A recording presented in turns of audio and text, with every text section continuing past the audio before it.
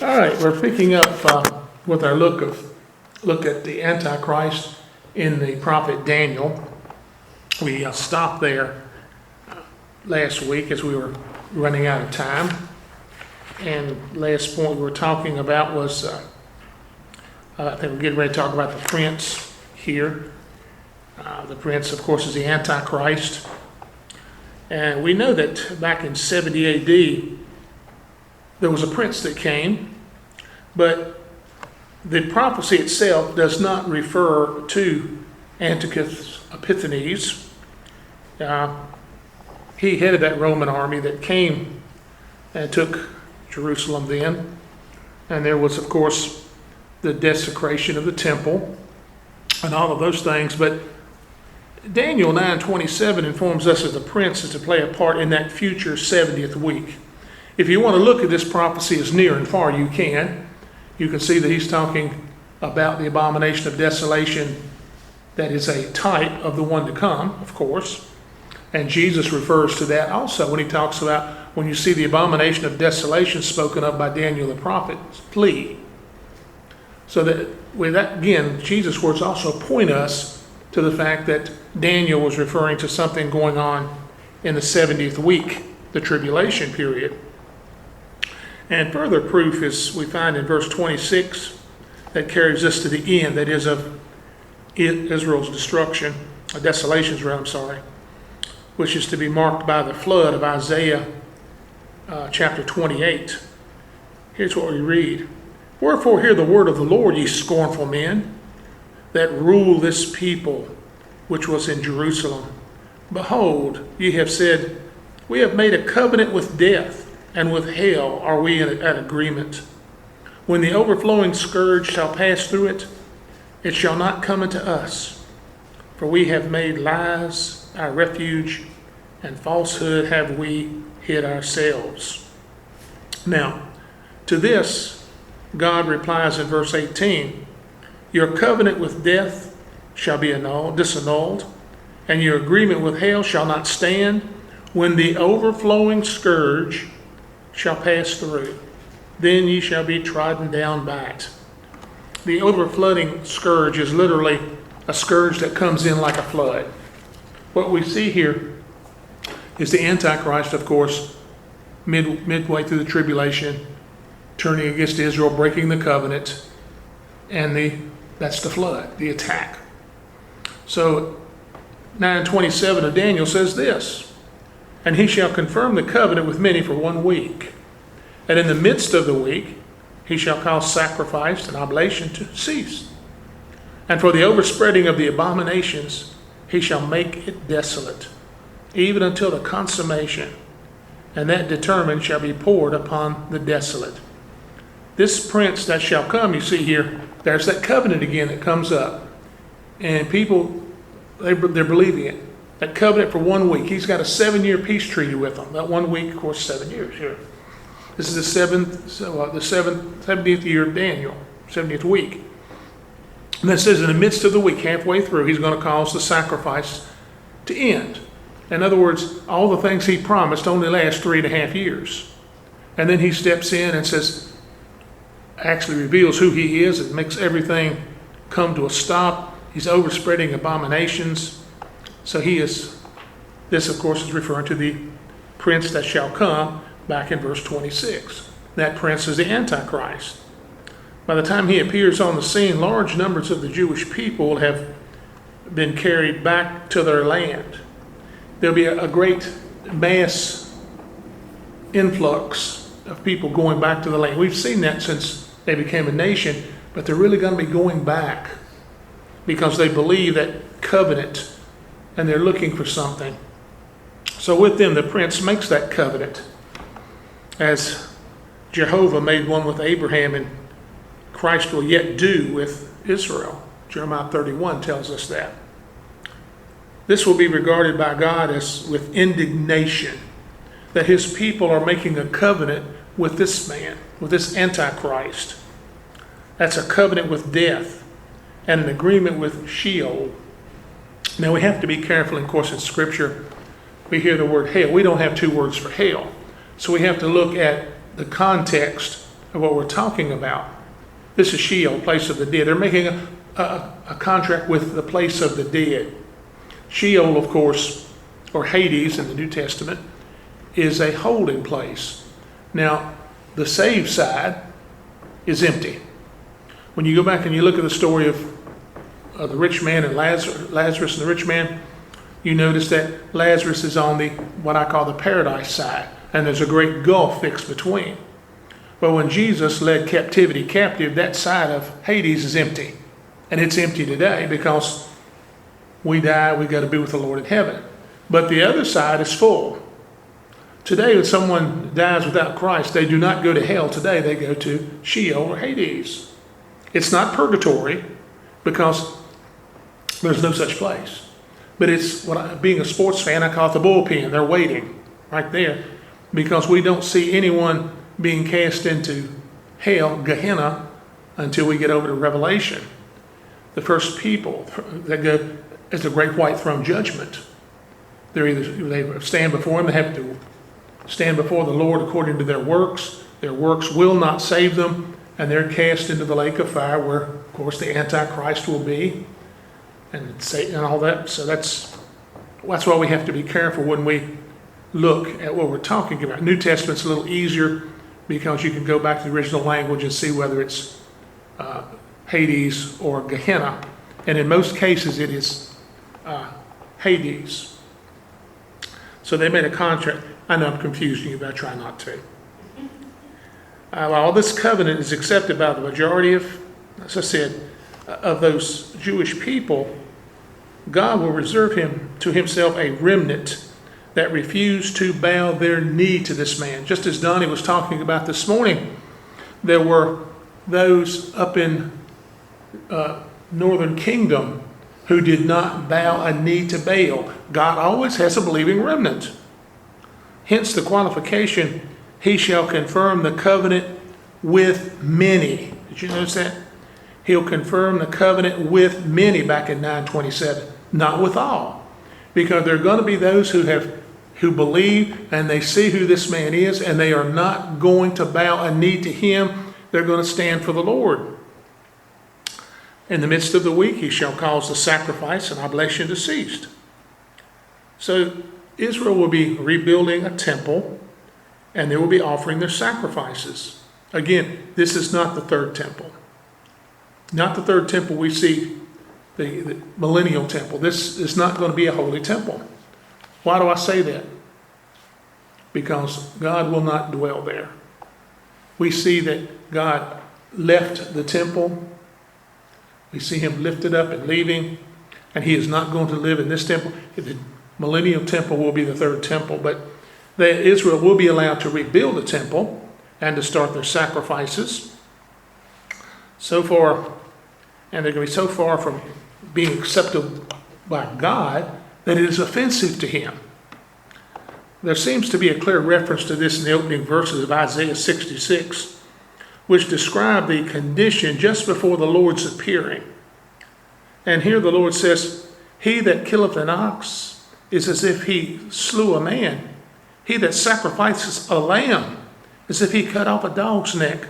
In other words, your sacrifices are useless and they're offensive to me. When you kill that ox, you didn't kill that ox as a sacrifice. It was for show. You might as well kill the person. It means nothing. It's just offensive. But 3.5 years before the end, the prince is going to, the Antichrist, the prince there, is going to issue a decree demanding that those sacrifices cease and the worship of the one true God, Jehovah, be transferred to himself. For it's at this point that he shall, according to 2 Thessalonians 2:4, exalt himself above all that is called God or that is worshipped. He is now showing his true colors. They cannot be hidden any longer. The fact that we're told that he causes the sacrifices to cease at once identifies this fella as the Antichrist. Daniel 8:11 says, yea, he magnified himself even to the prince of the host, and by him the daily sacrifice was taken away, and the place of the sanctuary and the place of his sanctuary was cast down. He wants to be God. This goes back to the same thing we saw about Satan. I want to be exalted. I want to be. I am. I want. And this is Satan's man. Now we turn our attention to Daniel 11, which, according to most people, is the most difficult chapter in the book. But it contains a prophecy which is remarkable for its fullness of details. Most of it already received a lot of fulfillment, but like other prophecies, we're still fully satisfied that there's yet to be accomplished, something more important. Daniel 11 treats of an Antichrist. All premillennial students agree, but as how much of it refers to him, there is a little difference of opinion. Now, again, premillennial means that we believe in a literal coming 1,000-year reign of Christ upon this earth. Being premillennial also means that we're going to believe in a pre-tribulational rapture of the church before it begins, and a literal 7-year tribulation period. Everything is yet before us. The majority of the world is amillennial. They do not believe that there's going to be a literal kingdom. Many of the religions believe we're in the kingdom right now. But this isn't the kingdom I read about in Scripture. So, and there are a lot of different views, but we know that we're premillennial. There's some who make a division in the middle of this chapter and regard all from chapter 21 onward as a description of the man of sin. And with them, I'm in accord with that. No problem. A few consider the entire chapter after verse 2 as containing a prediction of the Antichrist under the title, The King of the North. And I'm not prepared to unreservedly endorse that look or that stance. I fully allow that there is not a little to be said in favor of it. But we're going to confine ourselves here in chapter 11 of Daniel to the second half, because that's where our study lies. And we don't have a great deal of time, because we're actually, believe it or not, this is just a survey. We're not going into depth of the study. So I'm going to try to move as quickly as possible. Now, commencing in verse 21, and in his estate shall stand up a vile person, to whom they shall not give the honor of the kingdom, but he shall come in peaceably and obtain the kingdom by flatteries. The history of this vile person that Daniel speaks about is divided into 3 parts. First, the means by which he obtains the kingdom. Secondly, the interval between, which eclipses between the time when he makes a covenant with Israel and the taking away of the daily sacrifices and setting up of the abomination of desolation. And third, there's a brief season when he comes out in his true colors, and demonstrates who he is, and enters upon his career of open defiance of God, reaching on in his own destruction best he can. So from verse 21 to the end of the chapter, we have a continuous history of the Antichrist. I know it seems strange to say a history of something that's yet future, but the Lord writes about this, has Daniel write about this as a done deal. We know that it's going to happen this way. In his estate shall stand up a vile person. He shall come in peaceably and obtain the kingdom by flatteries. The vile person is a manifestation of the antithesis, of course, from the Holy One of Israel. It's the exact opposite. Jesus is holy, undefiled, righteous. He's perfect. And this vile person, the Antichrist, completely opposite. So this 21st verse takes notice of the man of sin posing as a prince of peace. He comes in peaceably. Oh, I can almost hear him now. Butter wouldn't melt in his mouth. He's such a good person. Peace, peace, peace. But yet, I feel like I've sneezed, excuse me. It didn't come. but he's not. And we see that he is antitype of, going to sneeze yet, of Absalom, but what he tried to do but failed to do, he obtained the kingdom by flatteries. Oh, he has those sweet words. There are people who can talk people into anything. What they used to say, he could sell ice to an Eskimo. That's the kind of person he is. Everything he said, people just eat it up. And with the arms of a flood shall they be overthrown from before him, and shall be broken. Yea, also the prince of the covenant. That's verse 22. The vile person is called the prince of the covenant, and that identifies him immediately with the prince. He's the Antichrist. Verse 23. And after the league made with him, he shall work deceitfully, for he shall come up and shall bring strong with a small people, become strong with a small people. This league or covenant, notice it's called after the league in this verse, or covenant, is doubtless that 7-year peace treaty we've talked about before that's confirmed with Israel. It is so interesting here again. The peace treaty is not made with America or China or any other country in Israel. That little postage stamp of a country, because it's God's country. It's Jerusalem. Notice everything again points toward one spot. That's very important for us to see and understand. And this covenant is made at an early point in the Antichrist's career. And it corresponds with the fact that at first he appears as what? The little horn. The small people being the Syrians. We talked about that back in Daniel 8. Now verses 25 and 26 describe the victory over the king of Egypt. And then in verse 28 we read, then shall he return into his land with great riches. His land is Assyria. The mention of great riches corresponds to what we're told about the Antichrist in Psalm 52:7 and Ezekiel 28:4, for example. Psalm 52:7. Lo, this is the man that made not God his strength, but trusted in the abundance of his riches and strengthened himself in his wickedness. That's what we talked about that when we looked at Antichrist in the Psalms.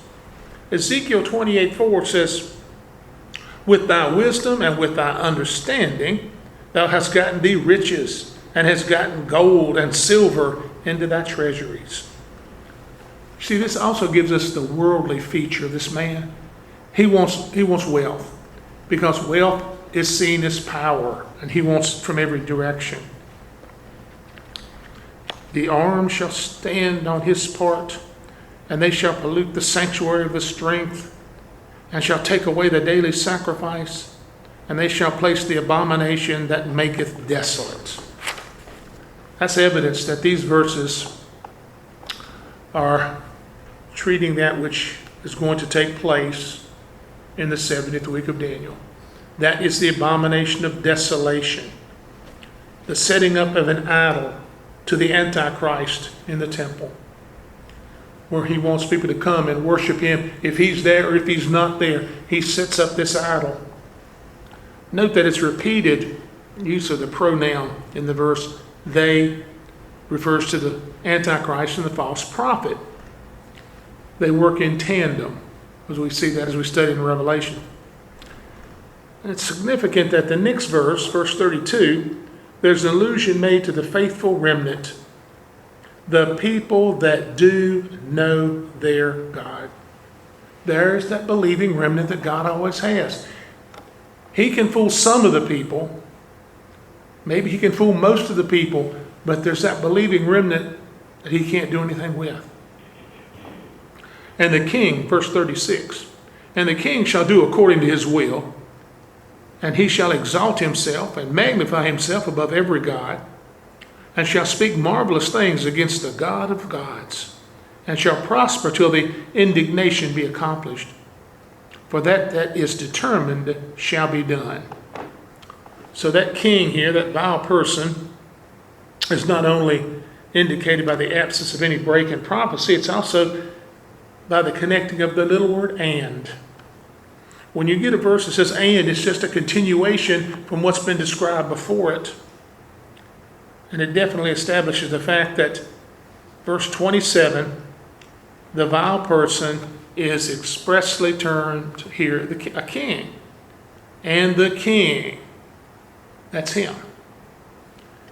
The contents of the 36th verse clearly connects the king with the man of sin of 2 Thessalonians.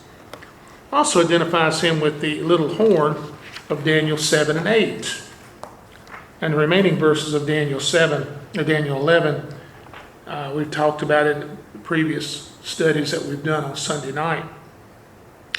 The next portion, and I'm trying to decide if I want to start this tonight or not, and I think I'll save it till next week, so I'll let you get out a little early. We're looking next week at Antichrist in the minor prophets. Now, this will probably be a newer type study for you, because most people have studied more detail in the major prophets of Isaiah and Jeremiah and Daniel. But the minor prophets usually just get a small look. And there's so much in these prophets that talk about the Antichrist. So, Lord willing, we'll start taking a look at them coming up on next Sunday evening. But since we're now getting adjusted to a darker day,